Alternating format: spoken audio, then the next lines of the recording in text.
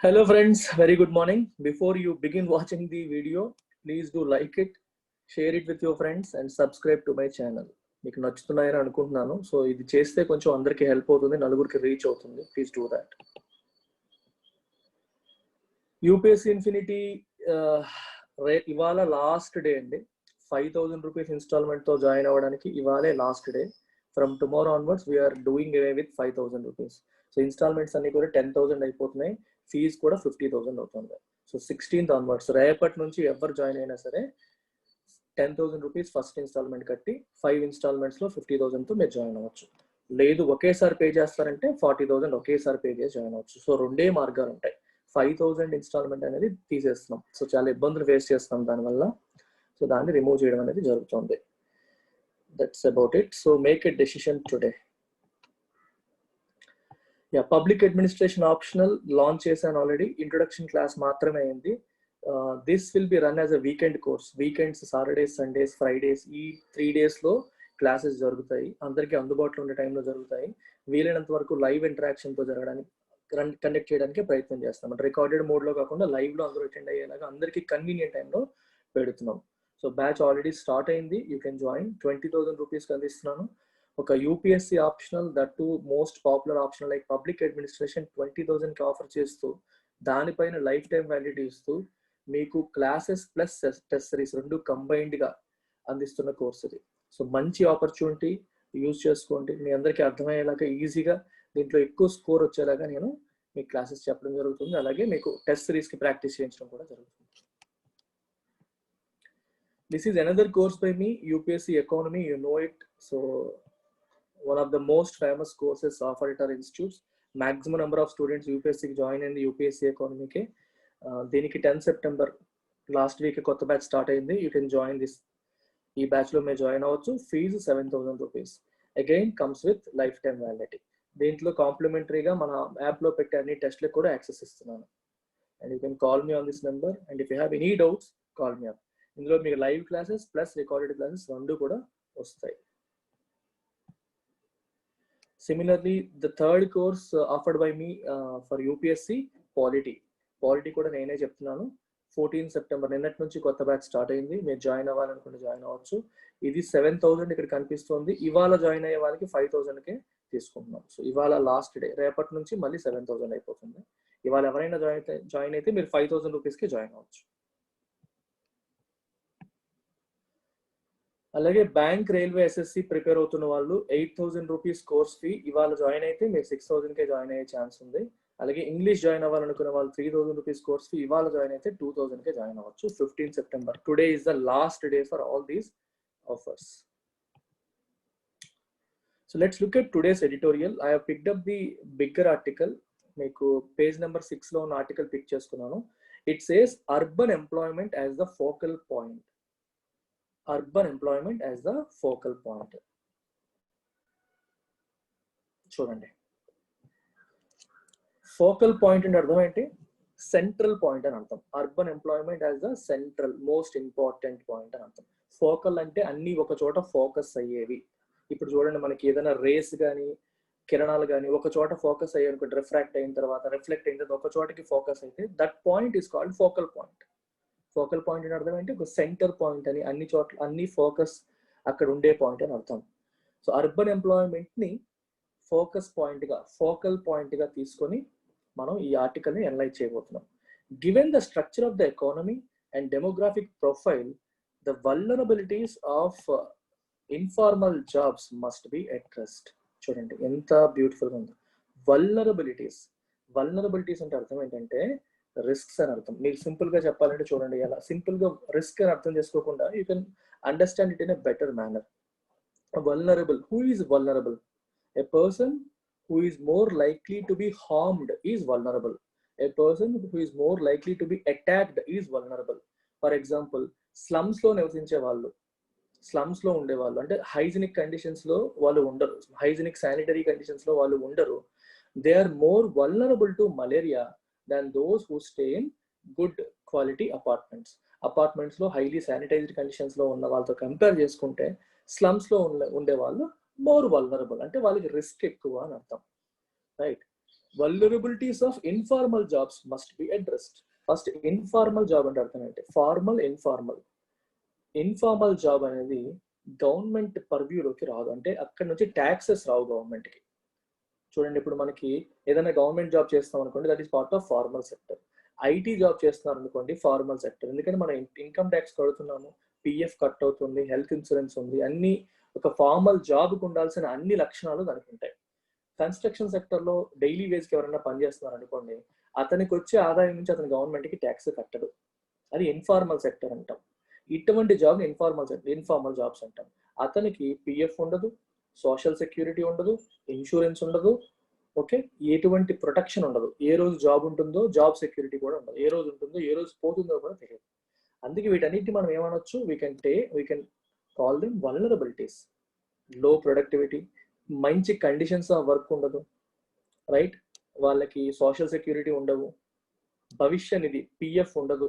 ఇట్లాంటివి ఏవి వాళ్ళకి ఉండకపోవడం వల్ల their job is risky. Plus it is subject to business cycle. Business బాగున్నప్పుడు వాళ్ళకి పని ఉంటుంది, బిజినెస్ సైకిల్ బాగాలేనప్పుడు పని పోతుంది. అంటే జాబ్ సెక్యూరిటీ కూడా ఉండదు. we call them vulnerabilities. So these people who are doing these informal jobs are vulnerable to these fluctuations in the business cycle. ఈ vulnerabilities ని అడ్రస్ చేయాలి అని చెప్పి అంటున్నారు, right? Given the structure of the economy and demographic profile. Demographic profile అనే పదం ఎందుకు వాడారు? డెమోగ్రాఫిక్ అంటే అర్థం ఏంటి? డెమోగ్రఫీ అనే పదాలు వినగానే మీకు ఫస్ట్ స్ట్రైక్ అవ్వాల్సింది ఏంటంటే, మన ఎకానమీలో, మన దేశ జనాభాలో, పాపులేషన్లో స్ప్లిట్ ఆఫ్ డిఫరెంట్ సెగ్మెంట్స్. అంటే ఓల్డ్ పీపుల్ ఎంతమంది ఉన్నారు, యూత్ ఎంతమంది ఉన్నారు, చిన్నపిల్లలు ఎంతమంది ఉన్నారు, ఉమెన్ ఎంతమంది ఉన్నారు, సిటీల్లో ఎంతమంది ఉన్నారు, లేదా విలేజెస్లో ఎంతమంది ఉన్నారు, ఇట్లాంటి స్ప్లిట్ని మనం డెమోగ్రాఫిక్ అనాలిసిస్ అంటాం. అందులో డెమోగ్రాఫిక్ ప్రొఫైల్ పరంగా ఇండియాది తీసుకుంటే, ఇండియాలో young population, working age population, overall పాపులేషన్లో వర్కింగ్ ఏజ్ యొక్క పర్సంటేజ్ చాలా ఎక్కువగా ఉంది. అందుకే దీన్ని ఏమంటారంటే ఫేవరబుల్ డెమోగ్రాఫిక్ డివిడెండ్ అంటాం. డివిడెండ్ అంటే బెనిఫిట్ అని అర్థం చేసుకోవచ్చు. ఫేవరబుల్ డెమోగ్రాఫిక్ డివిడెండ్, ఈ స్ట్రక్చర్ అనేది ఇండియాలో ఫేవరబుల్గా ఉంది. జపాన్ తీసుకోండి, ముసలి వాళ్ళు ఎక్కువగా ఉన్నారు. చైనా తీసుకోండి, నెక్స్ట్ 20-30 yearsలో చైనాలో ఓల్డ్ పీపుల్ చాలా ఎక్కువ మంది అయిపోతారు. సో వాళ్ళకి ఫేవరబుల్గా లేదు. వేరాజ్ in India young population, working age population చాలా ఎక్కువగా ఉన్నారు. వర్కింగ్ ఏజ్ పాపులేషన్ ఎక్కువగా ఉన్నప్పుడే రిస్క్ ఏంటి? Unemployment.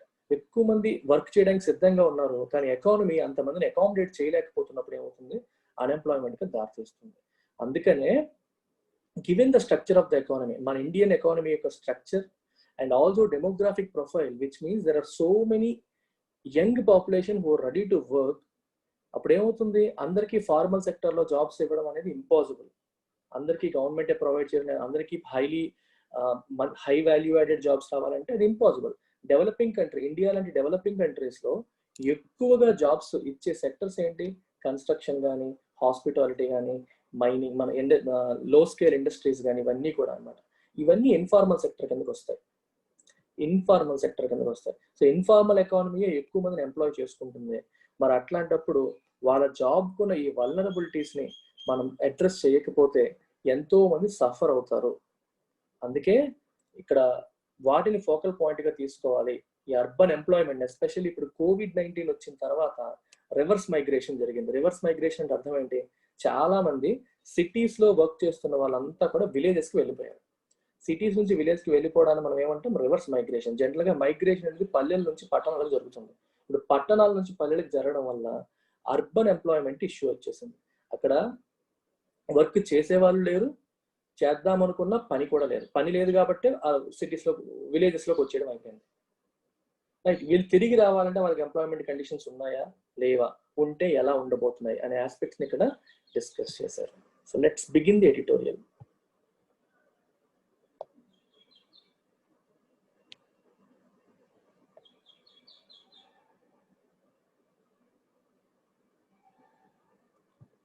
The contraction of the economy raises concerns on the employment situation, as the shrinking sectors are those that create the maximum new jobs. చూడండి, economy యొక్క contraction ఏదైతే ఉందో, ఎక్స్పాన్షన్ అవ్వకుండా economy contract అయింది. and it raises concern on the employment situation. Economic contract అవ్వడం అనేది employment situation విషయంలో concern raise చేసింది. ఎందుకు? యాజ్ ద షరింకింగ్ సెక్టర్స్, ఏ సెక్టర్స్ అయితే కాంట్రాక్ట్ అవుతున్నాయో, ఎక్స్పాండ్ అవ్వట్లేదో, ఎక్స్పాండ్ అవ్వడం అంటే అర్థం ఏంటి? ఇంతకు ముందు ఉన్న దానికంటే ఎక్కువ ప్రొడక్షన్ జరగడం. కాంట్రాక్ట్ అవ్వడం అంటే ఇంతకు ముందు ఉన్న కంటే తక్కువ ప్రొడక్షన్ జరగడం. ఏ సెక్టర్స్ అయితే ష్రింక్ అవుతున్నాయో, ఎక్స్పాన్షన్ లేకుండా ష్రింక్ అవుతున్నాయో, ఆ సెక్టర్సే that create maximum new jobs. జనరల్గా ఎక్కువ జాబ్స్ క్రియేట్ చేసే సెక్టర్సే ఇప్పుడు తక్కువగా ఎక్స్పాండ్ అవుతున్నాయి, బేసికల్గా ష్రింక్ అవుతున్నాయి, కాంట్రాక్ట్ అయిపోతున్నాయి. While the Garib Kalyan Rozgar Abhiyan launched in June aimed to provide livelihood opportunities to rural India could be an immediate relief, the 50,000 crore employment scheme cannot be a substitute for decent urban jobs. చూడండి, so ఈ sectors అన్ని కూడా కుచించుకుపోవడం వల్ల, shrink అవ్వడం వల్ల majority urban migrant workers అందరూ కూడా they went back to rural areas. ఈ రూరల్ ఏరియాస్కి వెళ్ళిన వాళ్ళకి వీళ్ళకి వర్క్ కల్పించాలి, లైవ్లీహుడ్, జీవనాధారం కల్పించాలనే ఉద్దేశంతో గవర్నమెంట్ ఏం చేసింది? గరీబ్ కళ్యాణ్ రోజ్గార్ అభియాన్ని లాంచ్ చేసింది జూన్లో. దానికి 50,000 crores అలొకేట్ చేసింది. ఇది ఒక ఎంప్లాయ్మెంట్ స్కీమ్ లాగా వాళ్ళకి అడిషనల్ వర్క్ ఇస్తూ ఆ వర్క్కి ఎంత మనీని అలొకేట్ చేయడం అనేది జరిగింది. కానీ ఈ స్కీమ్ అనేది cannot be a substitute for decent urban jobs. ఇది టెంపరీయే. ఎన్నాళ్ళు మనం ఆ రూరల్ ఏరియాస్లో వెళ్ళి అకామిడేట్ చేయగలుగుతాం? ఖచ్చితంగా వాళ్ళు అర్బన్ ఏరియాకి మళ్ళీ వస్తారు. అర్బన్లో వాళ్ళు డీసెంట్ జాబ్ కోసం ప్రయత్నాలు చేస్తారు. సో అర్బన్ ఏరియాలో వాళ్ళకి ఒక ఫిక్స్డ్ ఇన్కమ్ కల్పించి ఒక డీసెంట్ అర్బన్ జాబ్ కల్పించడం అనేది ఇంపార్టెంట్. ఈ టెంపరీ 50,000 crore పెట్టి టెంపరీగా ఏదైతే గవర్నమెంట్ చేస్తుందో ఇది it may not be sufficient. ఇది సబ్స్టిట్యూట్ కాదు. వాళ్ళకి అర్బన్లో ఇంతకు ముందు ఉన్న ఏరియాస్లోనే మంచి జాబ్స్ కల్పించాలి. Given the structure of the economy and demographic profile, it is important to focus on reducing the vulnerabilities of urban informal jobs in the long run. Already మాట్లాడుకున్నాం మన ఇండియన్ ఎకానమీ యొక్క structure, it's a developing economy, right?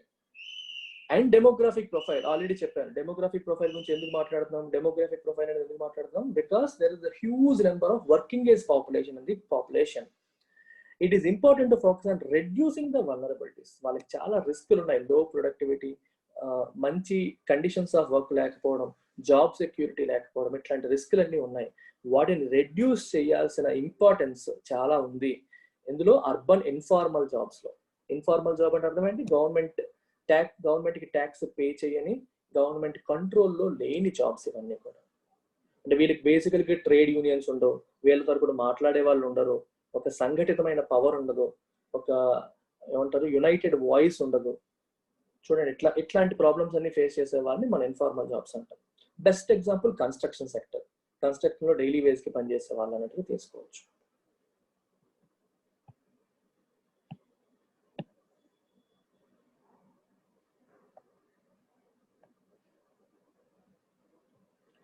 Economy and employment.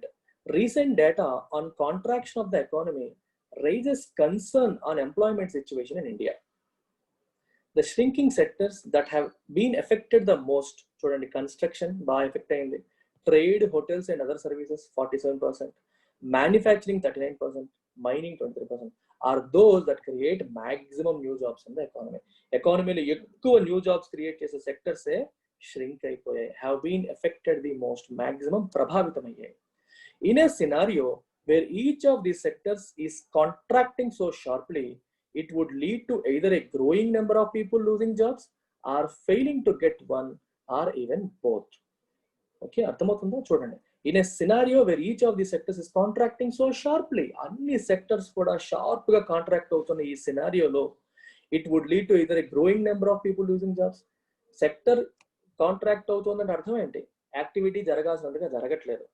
Okay, last క్వార్టర్లో 20 అపార్ట్మెంట్లు కడితే ఇప్పుడు 10 అపార్ట్మెంట్లే కడుతున్నారు అనుకోండి, అంటే కాంట్రాక్షన్ వచ్చినట్టే కదా. సో కన్స్ట్రక్షన్ యాక్టివిటీ తగ్గినట్టే కదా. కన్స్ట్రక్షన్ యాక్టివిటీ తగ్గింది అంటే దాంట్లో పనిచేసే వ్యక్తులు కూడా తగ్గిపోతారు కదా, అంటే చాలా మందికి ఉద్యోగాలు పోయినట్టే కదా. Are failing to get one or even both. కొత్త వాడికి ఉద్యోగం రాదు, ఉన్నవాడికి పోతుంది, ఇన్ఫాక్ట్ రెండు కూడా. That is there is a possibility of a decline in employment and a subsequent rise in unemployment.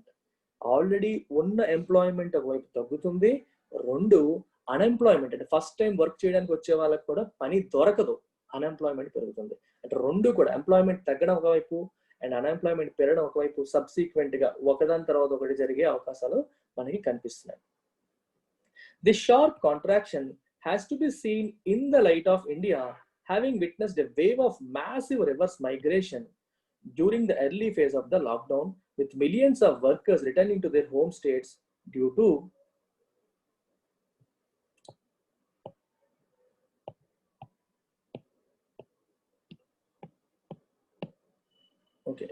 a loss of livelihoods. చూసారా, ఈ కాంట్రాక్షన్ అనేది మనం ఏ రకంగా చూడాలి? In the light of India having witnessed a wave of massive reverse migration during the early phase of the lockdown. Lockdown విధించిన early phase లో we have seen, India has witnessed అంటే సాక్షిభూతంగా నిలిచింది, అంటే చూసింది. India has seen, what has seen? A wave of massive reverse migration. Huge massive reverse migration చూసింది. Reverse migration అంటే cities నుండి పల్లెలకి జనాలు తిరిగి వెళ్ళడాన్ని ఇండియా విట్నెస్ చేసింది. ఆ కోణంలో, ఆ యాంగిల్లో మనం ఈ కాంట్రాక్షన్ ని చూడాలి, right? With millions of workers returning to their home states due to loss of livelihoods పోయాయి. ఎందుకంటే కాంట్రాక్షన్, అక్కడ యాక్టివిటీ జరగట్లేదు, లాక్డౌన్ విధించేశారు, వర్క్ లేదు, జీవనాధారం లేదు, కాబట్టి they all came back to their home towns. It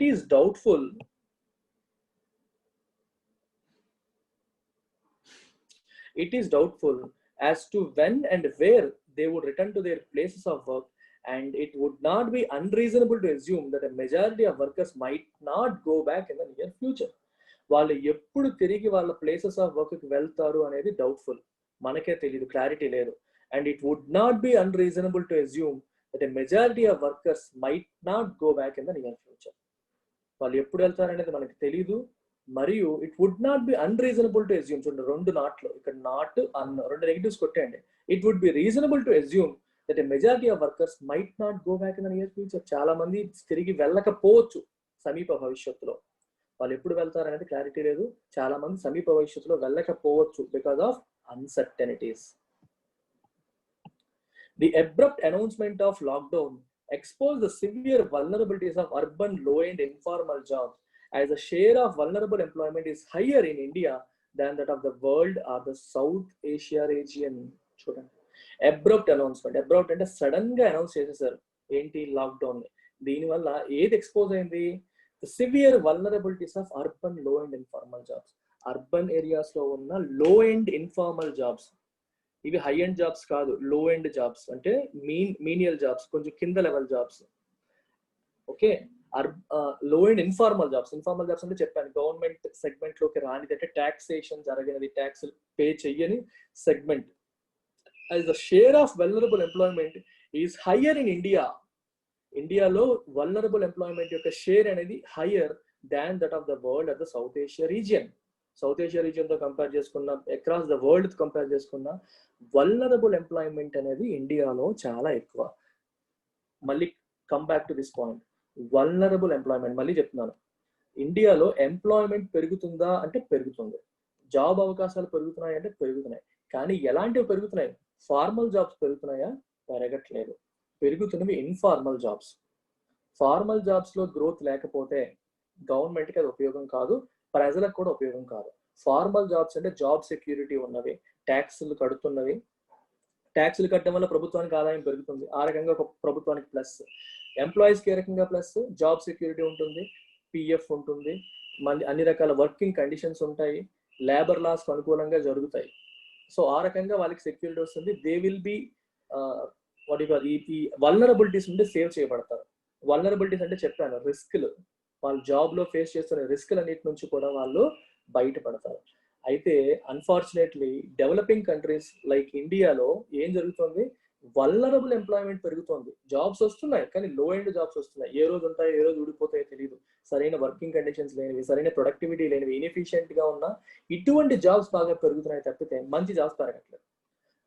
and ఇండియాలో share of vulnerable employment is higher in India than that of the world తో కంపేర్ చేసిన, సౌత్ ఏషియా రీజియన్ తో కంపేర్ చేసిన ఇండియాలో చాలా ఎక్కువగా ఉంది.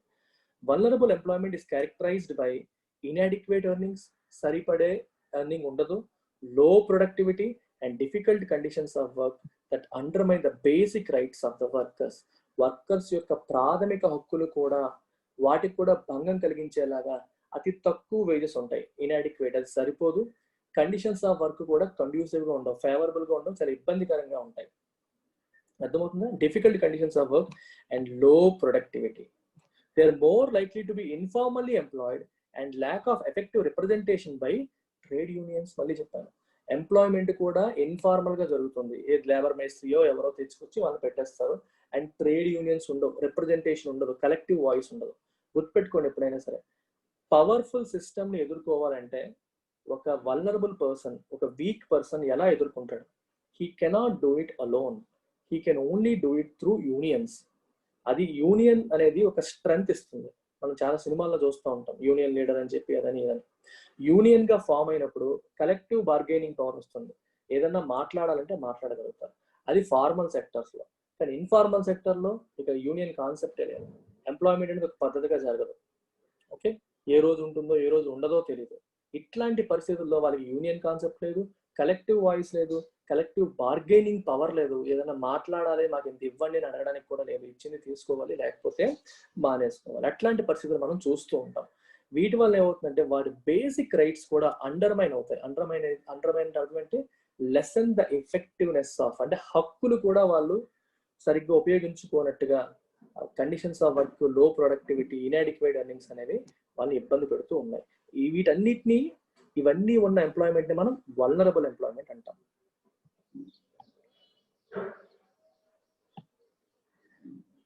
According to the International Labour Organization ILO, of the 535 million labor force in India in 2019, some 398.6 million will have poor quality jobs. ఎంత తక్కువ ఉన్నాయి. 535 మిలియన్ లేబర్ ఫోర్స్ లో almost 400 million labour force poor quality jobs లోనే ఉంటారు. ఇది 2018లో వచ్చింది అనుకుంటా ఈ రిపోర్ట్. 2019కి ఇలా ఉంటుందని చెప్తున్నారు. The poor quality of jobs and high informality are key for the high level of working force are those living on incomes of less than 198 in a day.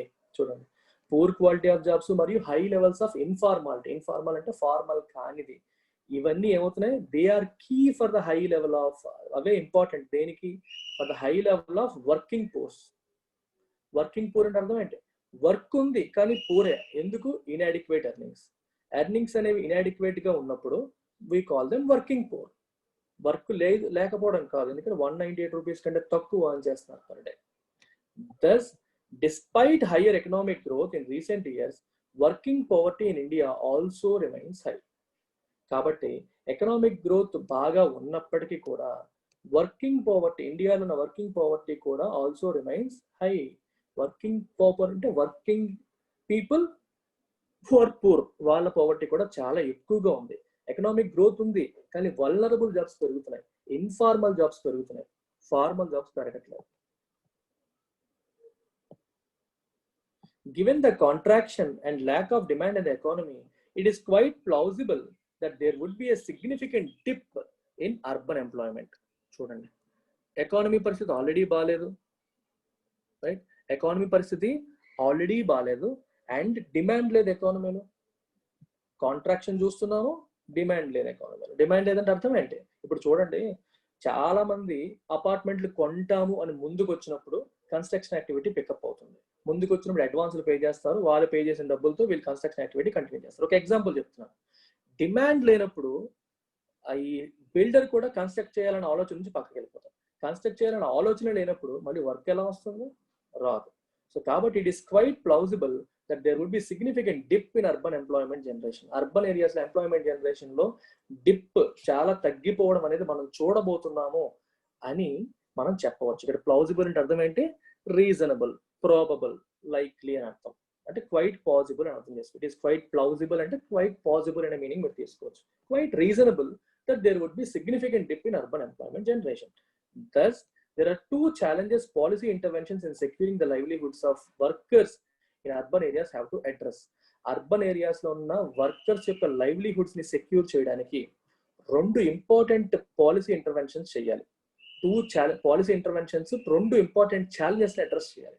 Policy intervention అర్థం ఏంటి? ప్రభుత్వ విధానాలు, ప్రభుత్వంలో involve అయ్యి రెండు important challenges ని address చేయాలి. ఏంటవి? First, to generate more jobs, and second, to reduce vulnerabilities by providing decent wages and some form of job security. ఎక్కువ జాబ్ జనరేట్ చేయాలనేది మొదటి క్వశ్చన్. రెండవది, ఉన్న జాబ్స్ లో ఉన్న వల్నరబిలిటీస్ తగ్గించాలి, అంటే the possibilities of being harmed వాటిని తగ్గించాలి by providing decent wages. Inadequate earnings తో సఫర్ అవుతున్నారు, వేజెస్ పెంచాలి, and some form of job security, వాళ్ళకి ఆర్థిక ఉద్యోగ భద్రత కల్పించాలి, ఉద్యోగం ఉంటుంది అన్న గ్యారంటీ అనేది ఏదో రకంగా కల్పించాలి. ఇవన్నీ కూడా పాలసీ ఇంటర్వెన్షన్స్, గవర్నమెంట్ ఇంటర్వీన్ అయ్యి చెయ్యాల్సిన అడ్రస్ చేయాల్సిన ఛాలెంజెస్ అని అర్థం.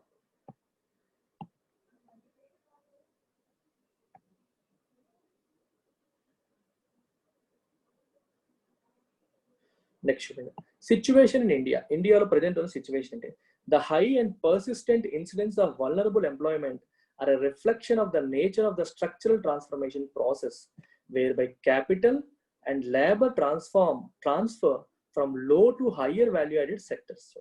The high and persistent incidence of vulnerable employment are a reflection of, చాలా హై లెవెల్లో ఉంది, పర్సిస్టెంట్ గా ఉంది. పర్సిస్టెంట్ అంటే కంటిన్యూ అవుతుంది. ఏంటది? Vulnerable employment. మళ్ళీ చెప్తున్నాను, వల్నరబుల్ అంటే informal employment which is at risk, అంటే ఎక్కువగా రిస్కులతో కూడిన ఈ ఉద్యోగాలు అనమాట. ఇది దేని రిఫ్లెక్ట్ చేస్తుంది? It's reflection of the nature of the structural transformation process whereby capital and labour transfer from low to higher value added sectors. General గా క్యాపిటల్ మరియు లేబర్ అనేవి డెవలపింగ్ కంట్రీస్ లో లోవర్ నుంచి హయ్యర్ వాల్యూ యాడెడ్ సర్వీసెస్ కి move అవుతాయి. చూడండి, ఇక్కడ capital అంటే అర్థం ఏంటి? మూలధనం. అంటే బిజినెస్ లో ఒక కంపెనీ స్టార్ట్ చేయడంలో కానీ ఇన్వెస్ట్మెంట్ చేయడంలో కానీ అంటే పెట్టుబడి అని అర్థం చేసుకోవచ్చు మీరు. క్యాపిటల్ అంటే పెట్టుబడి మరియు లేబర్ వర్క్ ఫోర్స్. పెట్టుబడి మరియు వర్క్ ఫోర్స్ అనేది లో వాల్యూ యాడెడ్ సర్వీసెస్ నుంచి హై వాల్యూ యాడెడ్ సర్వీసెస్ లోకి స్లోగా మూవ్ అవుతుంది జనరల్ గా ఎకానమీలో ఎక్కడైనా సరే. కానీ India presents A curious case in this record.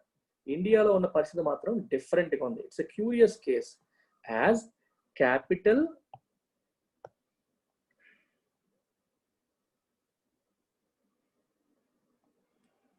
and labor are moving from low value added activities in a sector to another sector, but not to a higher value added activities.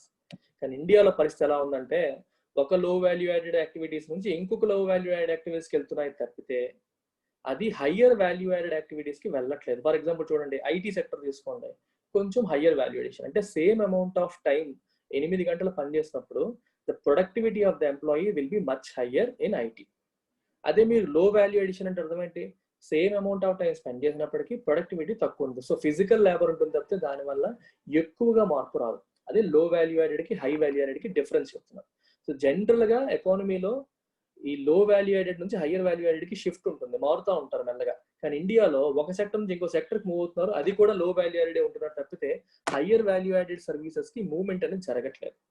This leads to A situation where a large proportion of jobs being created is of poor quality and is expected to remain so. ఇందువల్ల ఏమవుతుంది? లో value added activities ఎక్కువగా ఉన్న సెక్టర్సే మనకి action లో ఉంటున్నాయి. దీనివల్ల ఎక్కువ జాబ్స్ క్రియేట్ అవుతున్న జాబ్స్ అన్ని కూడా పూర్ క్వాలిటీ జాబ్స్ మాత్రమే అవుతున్నాయి and it is expected to remain so, అలాగే ఉండిపోతాయి కూడా. The service sector led growth in recent years has intensified this as there is coexistence of strong job creation in some information and communication technology intensive services along with a significant portion of the jobs being created in traditional low value added services where informality and vulnerable forms of employment are dominant. Recent గా service sector అనేది బాగా grow అవడం అనేది మనం చూస్తాం. ఇండియాలో ఇప్పుడు overall జీడిపికి maximum contribution అనేది సర్వీస్ సెక్టర్ నుంచి వస్తుంది. అయితే ఈ గ్రోత్ లో కూడా హ్యాస్ ఇంటెన్సిఫైడ్. ఏది పెరిగింది? There is a co existence of strong job creation. చూడండి, జాబ్ క్రియేషన్ అనేది 2 రంగాల్లో బాగా పెరిగింది.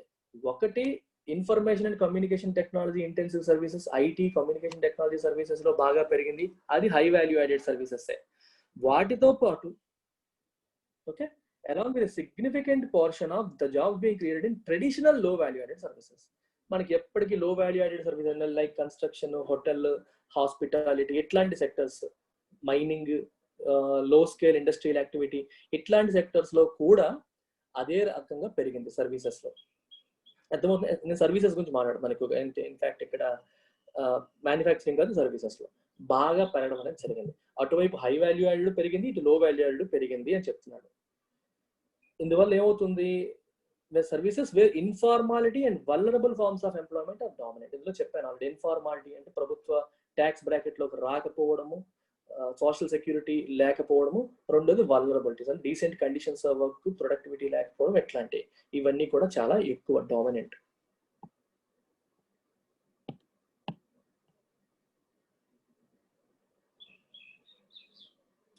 The outcome of such a process is a high incidence of informality, which continues to undermine the prospects of reducing working poverty. అర్థమవుతుందా? ఇలాంటి process యొక్క the outcome of such process, ఇలాంటి process యొక్క outcome ఏంటి? is a high incidence of informality బాగా పెరిగిపోవడం, which continues to undermine the prospects of reducing working poverty యొక్క prospects ని అది ఇంకా ఇంకా తగ్గిస్తా వస్తుంది. మీకు మళ్ళీ చెప్తున్నాను, వర్కింగ్ ఏజ్ పాపులేషన్ ఉండడం అనేది పాజిటివ్ సైన్ అయినప్పటికీ వాళ్ళకి అడిక్వేట్ మీన్స్ లేకపోవడం, అడిక్వేట్ ఎర్నింగ్స్ లేకపోవడం, డీసెంట్ కండిషన్స్ ఆఫ్ వర్క్ లేకపోవడం అనేది వల్నరబిలిటీస్ కి దారితీస్తుంది, రిస్క్లకి దారితీస్తుంది. ఇప్పుడు మనం కోరుకునేది ఏంటి? ఎంప్లాయ్మెంట్ ఉండాలి, అది ఇన్ఫార్మల్ అయి ఉండకూడదు, ఫార్మల్ ఎంప్లాయ్మెంట్ అయి ఉండాలి, లేదా రిడక్షన్ ఆఫ్ ఇన్ఫార్మాలిటీస్ ఆర్ వల్నరబిలిటీస్ ఉండాలి. అంటే వల్నరబిలిటీస్ ఎక్కువగా లేని ఎంప్లాయ్మెంట్ మనకి జనరేట్ చేయాలని మనం కోరుకుంటున్నాం. కానీ అన్ఫార్చునేట్లీ హై ఇన్సిడెన్స్ ఆఫ్ ఇన్ఫార్మాలిటీ పెరుగుతుంది. ఇది ఈ వర్కింగ్ పవర్టీని తగ్గిద్దాం అనుకునే ప్రయత్నాన్ని దెబ్బకొడుతుంది. The pandemic and associated policy responses have exposed the vulnerability of these urban jobs. Pandemic మరియు పాండమిక్ ని అరికట్టడానికి గవర్నమెంట్ తీసుకున్న రెస్పాన్స్లు ఏవైతే ఉన్నాయో అవన్నీ కూడా they have exposed the vulnerability of these urban jobs యొక్క ఈ వల్నరబిలిటీస్ ని, రిస్క్ని అవి ఎక్స్పోజ్ చేసేసాయి. ఎందుకంటే పాండమిక్ ని హ్యాండిల్ చేయడానికే లాక్డౌన్ విధించడం వల్ల వీళ్ళకు ఉన్న ఉద్యోగాలు కూడా పోయాయి. దట్ మీన్స్ ఆ జాబ్స్ ఎంత వల్నరబుల్ అని తెలుస్తుంది. నిమిషం ఆలోచించుకోకుండా ఉద్యోగాలు పోతాయి. చాలా మందికి 50% శాలరీ ఇవ్వడం, 25% శాలరీ ఇవ్వడం, ఫార్మల్ సెక్టర్ ఇవన్నీ చూస్తున్నాము. కానీ ఇక్కడ డైరెక్ట్ గా ఉద్యోగాలు పోయాయి. ఓకే, ఇవన్నీ సమస్యలు. సో ఇక్కడ వరకు మనం సమస్యలు చూసాం. ఈ సమస్యలకి పరిష్కారం ఏంటి? సో సమస్యలు ఏంటి? లో వాల్యూ యాడెడ్ సర్వీసెస్ పెరుగుతున్నాయి తప్పితే హై వాల్యూ యాడెడ్ సర్వీసెస్ పెరగట్లేదు. వల్నరబిలిటీస్ ఎక్కువగా ఉన్నాయి. ఇన్ఫార్మల్ సెక్టర్ ర్యాంపెంట్ గా ఉంది. ఈ సెక్టర్ అంతా కూడా మనకి ఇప్పుడు కోవిడ్-19 వల్ల వచ్చిన లాక్డౌన్ వల్ల, రివర్స్ మైగ్రేషన్ వల్ల దెబ్బతినింది. సో చాలా మందికి ఉద్యోగాలు పోయాయి. వీళ్ళందరికీ పల్లెటూరులో పూర్తిగా అకామిడేట్ చేయడం కష్టం. లాంగ్ టర్మ్ లో వీళ్ళకి అర్బన్ ఏరియాలోనే డీసెంట్ వర్క్ అనేది కల్పించాలి. ఇవన్నీ ప్రభుత్వానికి ఉన్న ఛాలెంజెస్, ఇష్యూస్. గవర్నమెంట్ ఏం చేస్తే ఈ ప్రాబ్లం సాల్వ్ అవుతుంది అనేది చూడండి. Steps to take. The present crisis calls for a multi-pronged strategy to tackle the issue of urban jobs. Present crisis దేన్ని కోరుకుంటుంది? Multi-pronged strategy. మల్టీ-ప్రాంగ్డ్ అంటే అర్థం ఏంటి? ఇప్పుడు చూడండి, ఒక ఫోర్క్ ఉంది కదా, ఫోర్క్ ఎలా ఉంటుంది? సో ఈ రెండింటిని ప్రాంగ్స్ అంటారు. అంటే ఒకే వైపు నుంచే కాకుండా మల్టిపుల్ ఆస్పెక్ట్స్ తో, అంటే మల్టిపుల్ యాంగిల్స్ తో మనం సాల్వ్ చేయడం. అంటే ఒక విషయాన్ని 4 వైపుల నుండి ఆలోచించి నరుక్కు రావడం అంటాం చూడండి, ఆ రకంగా multi-pronged strategy to tackle the issue of urban jobs. Urban jobs ఒక ఇష్యూని ట్యాకిల్ చేయడానికి మల్టీ-ప్రాంగ్డ్ స్ట్రాటజీ అవసరం. ప్రెజెంట్ క్రైసిస్ అనేది దానికోసం పిలుపునిస్తుంది. కాల్స్ ఫర్ అంటే పిలుపునిస్తుంది, అది కావాలని కోరుకుంటుంది. First, given the scale of, ఇచ్చిన స్టెప్స్ చూడండి. First, given the scale of urbanization, the focus on urban employment generation program should be in coordination with local governments. Okay, urbanization చాలా ఎక్కువగా జరిగింది కాబట్టి మనం ఏం చేయాలి? ఫస్ట్ అర్బన్ ఎంప్లాయ్మెంట్ జనరేషన్ చేయాలి. ఆ ప్రోగ్రామ్స్ అన్ని కూడా లోకల్ గవర్నమెంట్స్ తో కోఆర్డినేషన్ చేసి చేయాలి. అంటే అక్కడ ఏం అవసరమో కనుక్కొని దానికి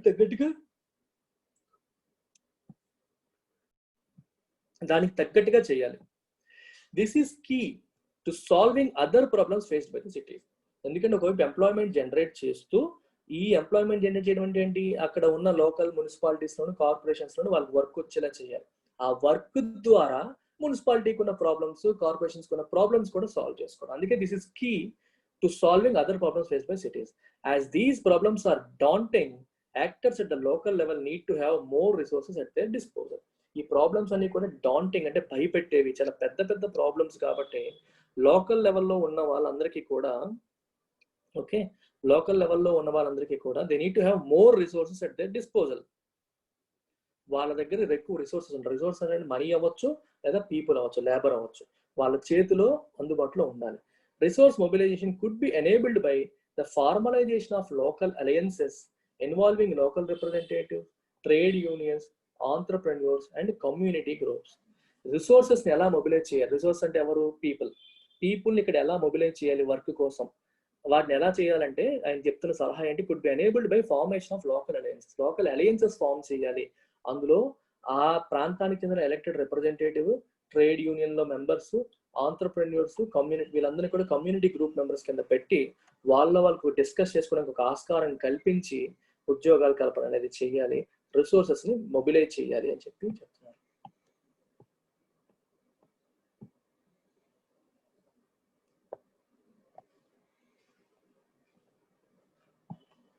Major local initiative would be to design and implement employment intensive investment policies.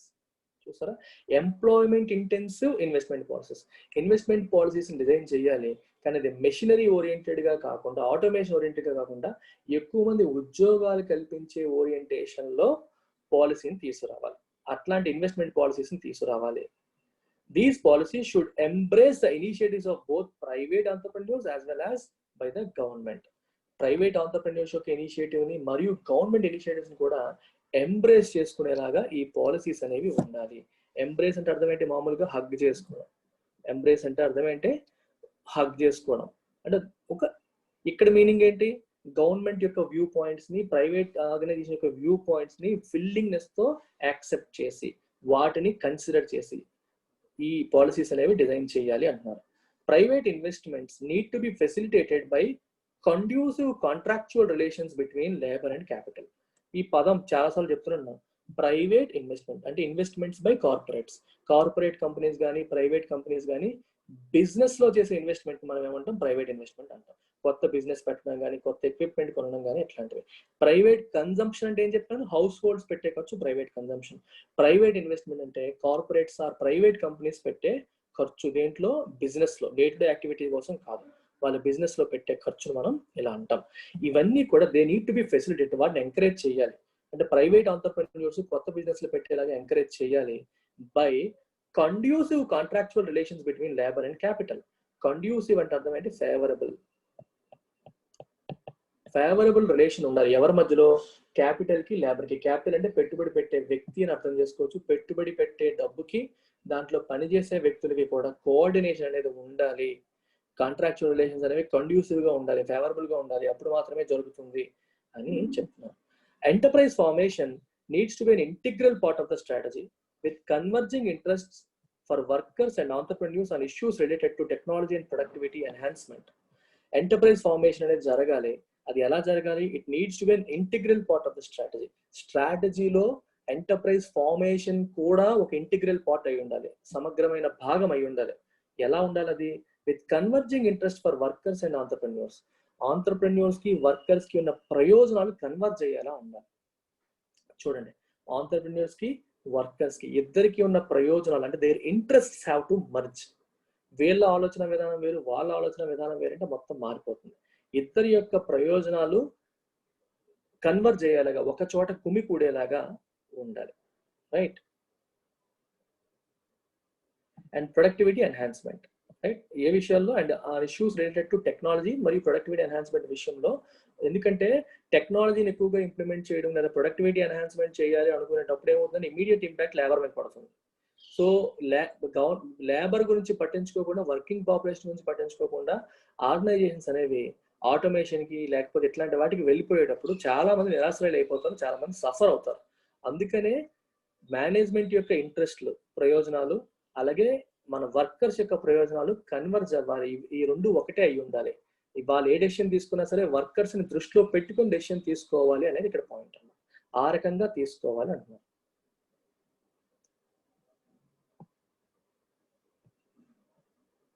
Small and medium enterprises the fulcrum of industrialization. Main point, fulcrum అంటే మెయిన్ పాయింట్ అని అర్థం, అంటే main area, central activity. Need extra support to balance the interest between labor and capital as neither have collective bargaining powers. పెద్ద organisations అంటే ఒక రకం ఉంటుంది. At least organisation owner కి గట్టిగా బలం ఉంటుంది, ప్రభుత్వ పాలసీస్ విషయంలో ఇన్ఫ్లుయెన్స్ చేయడానికి కొంచెం ధైర్యం వస్తుంది. అండ్ అక్కడ ఎంప్లాయీస్ కూడా ట్రేడ్ యూనియన్స్ ఉంటాయి, అన్నీ అవుతాయి, బాగానే ఉంటుంది. కానీ స్మాల్ అండ్ మీడియం ఎంటర్ప్రైజ్కి వచ్చేసరికి ప్రాబ్లం ఎక్కడ వస్తుంది, మనం బ్యాలెన్స్ చేయాలి, ఎక్స్ట్రా సపోర్ట్ ఇవ్వాలి బ్యాలెన్స్ చేయడానికి. దేన్ని, లేబర్ మరియు క్యాపిటల్ యొక్క ఇంట్రెస్ట్ ని బ్యాలెన్స్ చేయాలి. క్యాపిటల్ అంటే పెట్టుబడి, లేబర్ అంటే మన labour people. As neither have collective bargaining power, ఇద్దరికి కూడా బార్గెనింగ్ పవర్ ఉండదు. ఎందుకంటే ఆర్గనైజేషన్స్ రన్ చేసే వాళ్ళు కూడా చిన్న వాళ్ళే, వాళ్ళకి పెద్ద బలం లేదు, ఇటు లేబర్ కి పెద్ద బలం లేదు. ఇద్దరికి కూడా bargaining power, collective bargaining power అనేది లేదు. కాబట్టి ఇద్దరు ఒకరితో ఒకరు సపోర్టివ్ గా ఉండాలి, వాళ్ళకి సపోర్ట్ చేసేలాగా ప్రభుత్వ పాలసీస్ ఉండాలి. The third element would be to prioritize urban infrastructure as it accounts for a large share of total investments in the local economy. Urban infrastructure ని ప్రయారిటైజ్ చేయాలి, ఎందుకంటే లోకల్ ఎకానమీలో మాక్సిమం ఇన్వెస్ట్మెంట్స్, మాక్సిమం షేర్ అంతా కూడా urban infrastructure పైన ఉంటుంది. అంటే urban ఏరియాలో రోడ్లు వేయడం, సీవేజ్, డ్రైనేజ్ సిస్టమ్ సరిగ్గా ఉండేలా చేయడం, ఇవన్నిటిపైన ఎక్కువగా ఫోకస్ చేయాలి అనేది థర్డ్. సో 3 స్టెప్స్ చెప్పారు ఈయన. ఈ 3 ఎలిమెంట్స్ ని చెప్పడం అనేది జరిగింది ఇక్కడ. ఇవన్నీ చెయ్యాలి అని చెప్తున్నారు. ఫర్దర్ ఇంకా ఏమంటున్నారో చూద్దాం. They are saying invest in infrastructure, infrastructure లో బాగా ఇన్వెస్ట్ చేయాలి అంటున్నారు. However much of these investments rarely benefit poor urban dwellers as housing, roads, sewerage and water systems are inadequate for their needs. చూడండి, much of these investments rarely benefit poor urban dwellers. Poor అంటే పేదవాళ్ళు, urban dwellers అంటే urban areas లో నివాసిత ఉంటున్న వాళ్ళు. Dweller అంటే someone who stays in a particular, who lives in a particular place. As housing, roads and sewerage and water systems are inadequate for their, వాళ్ళ అవసరాలకు తగ్గట్టుగా హౌసింగ్ కానీ, రోడ్స్ కానీ, సీవరేజ్ కానీ, వాటర్ సిస్టమ్స్ కానీ లేవు. కాబట్టి ఈ ఇన్వెస్ట్మెంట్స్ ఏవైతే ఉన్నాయో ఏవి కూడా వీళ్ళకి పెద్దగా బెనిఫిట్ చేయవు, ఎందుకంటే వాళ్ళ లైఫ్, క్వాలిటీ ఆఫ్ లైఫ్ అనేది ఇంప్రూవ్ అవ్వదు అంటున్నారు. A labor-intensive approach to building municipal infrastructure can be a cost-effective alternative to capital-intensive approach as wage rates are low. So ఈ మున్సిపల్ ఇన్ఫ్రాస్ట్రక్చర్ ఏదైతే ఉందో మనం మాట్లాడుకుంటున్నాం, housing, roads, sewerage, water systems, ఇవైతే వీటిని బిల్డ్ చేయడానికి మిషనరీ ఓరియంటెడ్ అప్రోచ్ కాకుండా labour intensive approach తీసుకుంటే అది కాస్ట్ ఎఫెక్టివ్గా ఉంటుంది. ఎందుకంటే లేబర్ ఛార్జెస్ తక్కువే ఉన్నాయి కాబట్టి కాస్ట్ ఎఫెక్టివ్గా ఉంటుంది. And it can be A cost effective alternative to capital intensive approach. Capital intensive అంటే ఎక్కువగా ఇన్వెస్ట్మెంట్ చేసి పని కానిచ్చే అప్రోచ్ తో కంపేర్ చేస్తే మనుషుల్ని ఎక్కువగా ఎంప్లాయ్ చేసి చేసే అప్రోచ్ అనేది బెటర్ గా పనిచేస్తుంది, ఎందుకంటే వేజ్ రేట్స్ కూడా తక్కువగానే ఉన్నాయి అని చెప్తున్నారు. Infrastructure investments would spur employment, generate earnings and contribute to small enterprise formation. Infrastructure లో ఇన్వెస్ట్మెంట్స్ ఎక్కువగా చేయడం వల్ల ఏమవుతుంది, ఎంప్లాయ్మెంట్ జనరేట్ అవుతుంది, ఎర్నింగ్స్ జనరేట్ అవుతాయి. ఎంప్లాయ్మెంట్ జనరేట్ అయితే వాళ్ళందరికీ ఆదాయం వస్తుంది. అండ్ కాంట్రిబ్యూట్ టు స్మాల్ చిన్న చిన్న ఎంటర్ప్రైజెస్ అనేవి ఫామ్ అవడానికి అవి దోహదపడతాయి. కన్స్ట్రక్షన్ ఆఫ్ లో cost housing is another activity that can be carried out using labour intensive methods while yielding substantial collateral benefits for urban dwellers. An ILO document establishes. చూడండి, లో cost housing ఎక్కువగా construct చేయడం వల్ల కూడా ఉపయోగం ఉంటుంది, ఎందుకంటే ఇది లేబర్ ఇంటెన్సివ్ మెథడ్స్ లో చేయడం వల్ల, అంటే క్యాపిటల్ ఇంటెన్సివ్ మెథడ్స్ కాదు, అంటే ఎక్కువ ఎక్విప్మెంట్ వాడి చేసేదానికంటే లేబర్ని ఎక్కువగా వాడి చేయడం వల్ల వాళ్ళ ఆదాయాలు పెరుగుతాయి, లేబర్ రేట్లు కూడా తక్కువే ఉన్నాయి కాబట్టి కాస్ట్ ఎఫెక్టివ్ గాను ఉంటుంది. And substantial collateral benefits, collateral అంటే ఎడిషనల్ బెనిఫిట్స్ వాళ్ళకి వస్తాయి, ఈ అర్బన్ డ్వెల్లర్స్ ఎవరైతే ఉన్నారో వాళ్ళకి ఎడిషనల్ బెనిఫిట్స్ వస్తాయి అని చెప్పి ILO document, international labour organization document అనేది చెప్తుంది. The fourth element could be an immediate launch of an urban employment scheme oriented towards building large-scale medical, health, sanitation infrastructure in cities and towns across India. Third element already మాట్లాడడం, infrastructure build చేయాలి అని చెప్పి దాని గురించి plus ఏంటి minus ఏంటి మాట్లాడడం జరిగింది. ఫోర్త్ ఎలిమెంట్ ఏంటంటే immediate launch of urban employment scheme. Rural employment scheme మనకు ఉంది, మన్రేగా ఉంది, Mahatma Gandhi national rural employment guarantee act ఉంది, కానీ అర్బన్ ఎంప్లాయ్మెంట్ కూడా ఒక స్కీమ్ లాంచ్ చేయాలి. మినిమం వేజెస్ ఇచ్చేలాగా, మినిమం 8 రోజులు పని దినాలు కల్పించేలాగా స్కీమ్ లాంచ్ చేయాలి అని చెప్పి చెప్తున్నారు. And also oriented towards building large scale medical, health and sanitation infrastructure. ఇప్పుడు ఎలాగో ఇది అవసరం, COVID-19 టైంలో వీఆర్ ఎక్స్పీరియన్సింగ్ షార్ట్ ఫాల్స్, ఉండాల్సినంతగా ఉండకపోవడం మనం చూసాం. అందుకనే large scale medical, health, sanitation infrastructure ని సిటీస్ లో బిల్డ్ చేసేలాగా అర్బన్ ఎంప్లాయ్మెంట్ స్కీమ్ ని లాంచ్ చేయాలన్నారు. Other immediate employment generation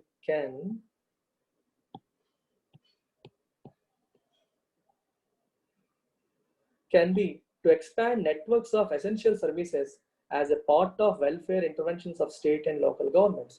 essential services యొక్క నెట్వర్క్ ని బాగా ఇంప్రూవ్ చేయడం కూడా ఇంకొక ఆస్పెక్ట్. స్టేట్ గవర్నమెంట్ మరియు సెంట్రల్ గవర్నమెంట్కి ఎలాగో ప్రజల బాగోగులు చూసుకోవాల్సిన అవసరం ఉంది. వాళ్ళకి ఏవైతే అవసరం అని గుర్తిస్తారో వాటిని వెల్ఫేర్ ఎసెన్షియల్ సర్వీస్ అన్నిటిని కూడా సక్రమంగా ఇంప్లిమెంట్ చేసేలాగా వీళ్ళ వాడుకోవచ్చు. The capacity of our rural economy to absorb workers who return from cities is low, and the viability of agriculture to provide those workers with a decent living is questionable. చూడండి, rural economy urban areas నుండి reverse migrate అయిన వాళ్ళని ఎన్నాళ్ళు accommodate చేయగలుగుతుంది? ఎక్కువ రోజులు వాళ్ళకి ఉద్యోగం కల్పించగలుగుతుందా? కల్పించలేదు. అది చాలా తక్కువ. వాళ్ళని అబ్జర్వ్ చేసుకోవడానికి దాని కెపాసిటీ అనేది చాలా తక్కువ. అండ్ ద వయబిలిటీ అంటే ఫీజిబిలిటీ, ప్రాక్టికబిలిటీ. చూడండి, ఒక బిజినెస్ పెట్టేటప్పుడు మీకు చాలాసార్లు వయబిలిటీకి ఎగ్జాంపుల్ ఇలాగే చెప్తాను. మనం 15% వడ్డీతో లోన్ పెట్టి బిజినెస్ పెట్టామనుకోండి, అందులో మనకి 12% లాభం వస్తుంది అనుకోండి, అప్పుడు ఏమంటాం? It is not viable. ఎందుకంటే మనకు వచ్చే లాభం అనేది కాస్ట్ ఆఫ్ క్యాపిటల్ కంటే ఎక్కువ ఉండాలి. కాస్ట్ ఆఫ్ క్యాపిటల్ అంటే ఎంత వడ్డీకి తెచ్చాము అనేది దాంతో కంపేర్ చేస్తే మనకు వచ్చేది ఎక్కువగా ఉండాలి. అలా లేనప్పుడు మనం నష్టపోతాం. అప్పుడు ఏమంటాం? That business is not viable అంటాం. వయబుల్ అంటే ప్రాక్టికల్ కాదు, ఫీజిబుల్ కాదు అని అంటాం. అలాగే ఇక్కడ ఎలా తీసుకోవాలి? రూరల్ ఎకానమీకి అంత కెపాసిటీ లేదు ఒకటి. And the viability of agriculture to provide those workers with decent living is questionable. Agriculture లోనే వీళ్ళందరికీ కూడా డీసెంట్ లివింగ్, హ్యాపీగా బతకడానికి సరిపడా మనీ వస్తుంది అనుకోవడం కూడా questionable. That's not easy, possible కాదు. In fact many of these workers might have left their traditional work in the farm sector because income from agriculture would be insufficient for their survival. ఇందులో in fact వీళ్ళలో చాలా మంది might have left their traditional work. వాళ్ళ traditional work ని form sector లో వదిలేసి ఉంటారు. ఎందుకంటే ఇన్కమ్ అగ్రికల్చర్ సెక్టర్ లో సరైన ఇన్కమ్ లేదు కాబట్టి వాళ్ళు ఇక్కడ నుంచి సిటీస్ కి మైగ్రేట్ అయిపోయారు. మళ్ళీ వెనక్కి వచ్చి అగ్రికల్చర్ చేయొచ్చు, కానీ అంత ఇన్కమ్ అనేది రాదు అన్న విషయం వాళ్ళకి తెలుసు. సో వాళ్ళ కళ్ళు మళ్ళీ ఇటువైపే ఉంటాయి. దాన్ని మనం క్యాటర్ చేయాలి.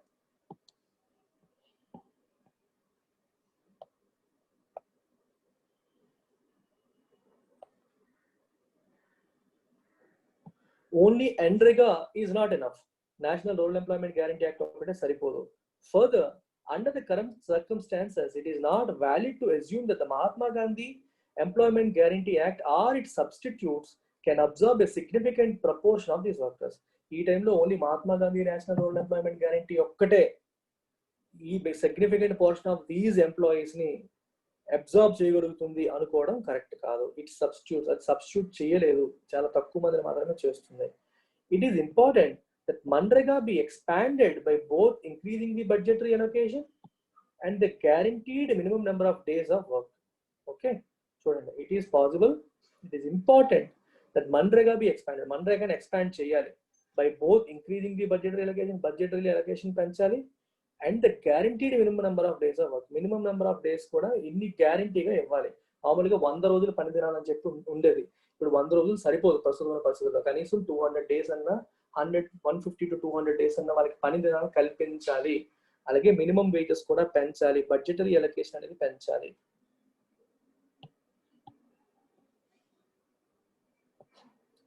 At the same time, it is very idealistic to conclude that the entirety of the workforce which has returned to the respective home states will be accommodated by an expanded MNREGA or by a close substitute. Okay, ఇది rural areas లో ఉన్న వాళ్ళ గురించి. ఇప్పుడు urban నుంచి వచ్చే వాళ్ళకి కూడా మొత్తం Mahatma Gandhi national rural employment guarantee స్కీమే వాళ్ళకి పని కల్పించేయాలి, అది కూడా minimum in number of work ఇవ్వాలి అని కోరుకోవడం అనేది ఐడియలిస్టిక్, ప్రాక్టికల్ కాదు. ఇదంతా కూడా జరగదు. సిటీస్ నుంచి హోమ్ స్టేట్స్ కి రిటర్న్ అయిన వాళ్ళందరికీ కూడా ఇమీడియట్ గా ఎక్స్పాండెడ్ MNREGA అనేది ఉద్యోగాలు కల్పిస్తోంది అని ఎక్స్పెక్ట్ చేయడం అనేది కరెక్ట్ కాదు అంటున్నారు. దీస్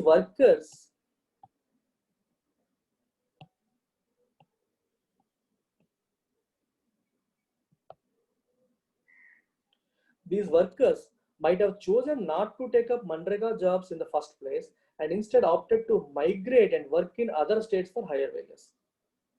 బేసికల్ గా వాళ్ళు MNREGA జాబ్స్ లేక పల్లెటూరు నుంచి రావలేదు కదా, MNREGA జాబ్స్ ఉన్నాయని తెలుసు. ఉన్నప్పటికీ కూడా అది మాకు వద్దు, ఎందుకంటే ఒక సంవత్సరంలో 100 రోజులే వస్తుంది, మిగిలిన రోజులు పని ఉండదు అనే కారణంతో అది వద్దు అనుకొని వేరే స్టేట్స్కి వెళ్ళి హయ్యర్ వేజెస్ కోసం MNREGAలో వచ్చేదానికంటే ఎక్కువ వస్తుందని చెప్పి మైగ్రేట్ అయ్యారు. సో వాళ్ళు యాజ్ ఇట్ ఈస్ గా పల్లెటూరులో ఉండిపోతారు, లేబర్ లాగే ఉండిపోతారు అని ఎక్స్పెక్ట్ చేయడం కరెక్ట్ కాదు. ఎందుకంటే వీళ్ళు అది వద్దనుకుని వెళ్ళిన వాళ్ళే మళ్ళీ వెళ్ళిపోతారు కూడా అని అర్థం చేసుకోవాలి. Manrega and rural job schemes have to be strengthened and their capacity increased, but only a portion of the workforce might be accommodated in it. Manrega బాగా పెరగాలి, దాని కెపాసిటీ పెరగాలి, దాంతో రిలేటెడ్ జాబ్స్ యొక్క కెపాసిటీ కూడా బాగా పెరగాలి, but only A portion of the work force might be accommodated. కానీ వర్క్ ఫోర్స్ లో కొంత పోర్షన్ మాత్రమే దాంట్లో అకామిడేట్ చేయడం అనేది జరుగుతుంది. ఎందుకంటే అందరినీ అకామిడేట్ చేసే కెపాసిటీ దానికి ఉండదు. There will still be a large number of workers who need to be provided with alternative sources of employment and generating decent urban jobs looks to be the only way out. So మీకు ఇంకా చాలా మంది ఉండిపోతారు, వాళ్ళందరికీ decent jobs అనేవి generate చేయాలి. అందుకే urban లెవెల్లో డీసెంట్ జాబ్ జనరేట్ చేయడం అనేది వే ఫార్వర్డ్. అది ముందు, అది మనం that is the only way out, that looks to be the only way out. అది ఒక్కటే మార్గం లాగా కనిపిస్తుంది, రైట్? వాళ్ళకి డీసెంట్ అర్బన్ జాబ్స్ ఉండాలి, ఇన్ఫార్మల్ కాదు, వల్నరబిలిటీస్ తగ్గాలి. ఇన్ఫార్మల్ అయ్యి ఉండొచ్చు కానీ వల్నరబిలిటీస్ తగ్గేలాగా వాళ్ళకి అవకాశాలు కల్పించాలని చెప్పి అంటున్నారు. సో బ్యూటిఫుల్ ఆర్టికల్, మీకు ఎస్ఐ రైటింగ్ బాగా హెల్ప్ అవుతుంది మెయిన్స్ పరంగా, యూపీఎస్సీ